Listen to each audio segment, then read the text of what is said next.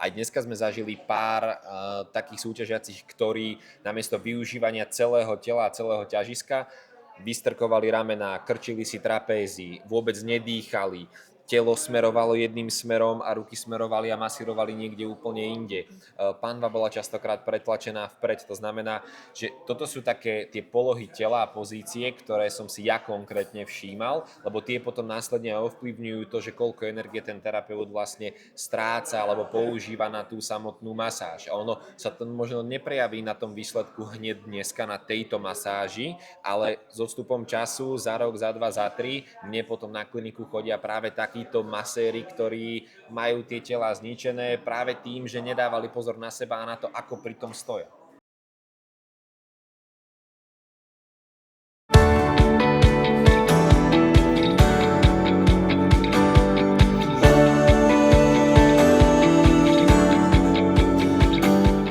Srdečne vítam aj ťa. Sme veľmi radi, že môžeme byť s tebou v mene Fabulo. Oskar, povedz mi prosím, čo pre teba znamená, že ty si porodcom Slovenskej národnej masérskej súťaže?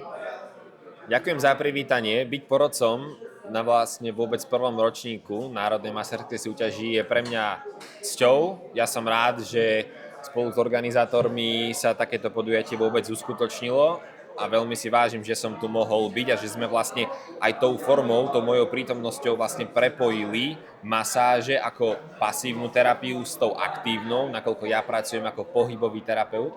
Takže tým, že vlastne som sa tu stal porodcom a hodnotil som teda ergonómiu pohybu a toho, že či vlastne samotný masér nepoškodzuje seba a svoje telo tým, ako masíruje, že by mal nesprávne pohyby napríklad, tak sme vlastne dokázali veľmi pekne prepojiť práve tú aktívnu a pasívnu terapiu do jedného a to je práve to, čo my potrebujeme, prepájať tie jednotlivé terapeutické metódy, aby naozaj sme vyťažili maximum z každého toho spôsobu. Ako pohybový terapeut, ako vnímate význam masáže pri regenerácii a rehabilitácii?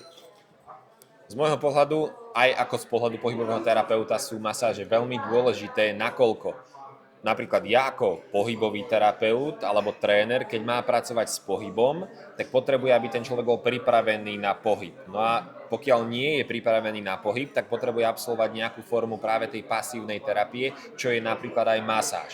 No a prostredníctvom takéto súťaže sme mali možnosť jednak v rámci poroty zažiť teda špičkových masérov aj na nejakých ukážkach, čo sa tu robili a takisto sme zažili naozaj vlastne tú súťaživosť pomerne šikovných a naozaj profesionálnych masérov, lebo tie výkony boli veľmi dobré a to je práve to, čo my potrebujeme do tej masáže dostávať tú kvalitu, pretože ten kvalitný masér dokáže naozaj uvoľniť to napätie z tela toho človeka a tým pádom nám ho vie pripraviť na to, aby sme my mohli programovať nejaké nové pohybové návyky. Takže vnímam to ako nevyhnutnú súčasť práve vlastne tej rehabilitácie a je to možno ten prvý krok k tomu ďalšiemu, k tomu hýbaniu sa. Takže určite je to veľmi dôležité. Čo si najviac všímate u súťažiacich? Z môjho pohľadu, ja si najviac všímam to, že do akej miery oni pracujú so svojou váhou tela alebo ako pracujú s celým telom. Bo veľmi často sa vie diať práve pri masážach to, že ten terapeut nehľadí na seba, rieši iba to, že ako masíruje človeka, lenže potom je tá kariéra toho maséra veľmi krátka. Aj dneska sme zažili pár takých súťažiacich, ktorí namiesto využívania celého tela a celého ťažiska vystrkovali ramená, krčili si trapézy, vôbec nedýchali, telo smerovalo jedným smerom a ruky smerovali a masírovali niekde úplne inde. Panva bola častokrát pretlačená vpred, to znamená, že toto sú také tie polohy tela a pozície, ktoré som si ja konkrétne všímal, lebo tie potom následne ovplyvňujú to, že koľko energie ten terapeut vlastne stráca alebo používa na tú samotnú masáž. A ono sa to možno neprejaví na tom výsledku hneď dneska na tejto masáži, ale s odstupom času, za rok, za dva, za tri, mne potom na kliniku chodia práve takíto maséri, ktorí majú tie tela zničené práve tým, že nedávali pozor na seba a na to, ako pri tom stoja. Aká je podľa vás najväčšia výzva pre maséra pri takejto súťaži? Toto je dobrá otázka. Ja som samozrejme tiež absolvoval množstvo súťaží, aj keď nie konkrétne masérskych a viem, že v prvom rade sa vysporiadať s takouto nervozitou alebo trémou, lebo človek, keď má ten svoj komfort, má to nejaké súkromie, je tam iba on a klient, tak možno dokáže inak pracovať, iný výkon podať, ako keď zrazu tu je množstvo očí, je tu 6-7 porodcov, ktorí chodia, pozerajú, ten masér podvedome vníma, že každý jeho pohyb je hodnotený. Takže podľa mňa úplne najdôležitejšia vec je vysporiadať vysporiadať sa s takouto trémou alebo nervozitou. To je asi to úplne najťažšia, najväčšia výzva, aby ten terapeut dokázal v tej jednej hodine, lebo on nemá celý deň, on má 1 hodinu jedného klienta na to, aby ukázal ten svoj výkon a ukázať tú najlepšiu show a tú najlepšiu masáž, povedzme, keďže sme na súťaži, v tej 1 hodine na ten jeden pokus, tak to je podľa mňa tá najväčšia výzva. Čo by si odkázal mladým masérom, ktorí sa chcú v tomto odbore presadiť? Mladým masérom je veľmi potrebné odkázať, že sa neustále musia vzdelávať, neustále musia hľadať tie skutočné spôsoby fungovania ľudského tela. Aj dneska sme tu zažili naozaj špičkových masérov, ku ktorým ale stále mali porodcovia pripomienky v zmysle toku lymfy napríklad. Hej, že my síce máme nejakú techniku, kedy ideme proti toku lymfy, ale na konci tej masáže my potrebujeme znovu vrátiť ten signál do toho tela, aby na konci tej masáže vlastne to telo, ten mozog odchádzal s tým správnym akoby impulzom a toto sú tie možno nuancy a detaily, ktoré potrebuje ten masér vedieť. No a v úvodzovkách sa to dá natrénovať možno praxou, ak ten klient dáva dobrú spätnú väzbu, ale ono nevždy je tá prax ako keby najefektnejšia, lebo aj dneska sme mali vlastne porodcovia hodnotili, že keď sa masíruje túto vlastne tepna pri krku, hej, že pokiaľ to príliš pritlačíme alebo nedáme si pozor a nevieme, čo sa môže udiať, tak vieme tomu klientovi poškodiť. Hej. Takže z tohto hľadiska by som určite odporúčil to, aby nevnímali masáž iba ako hladkanie tela a uvoľňovanie nejakých svalov, ale skôr ako to, že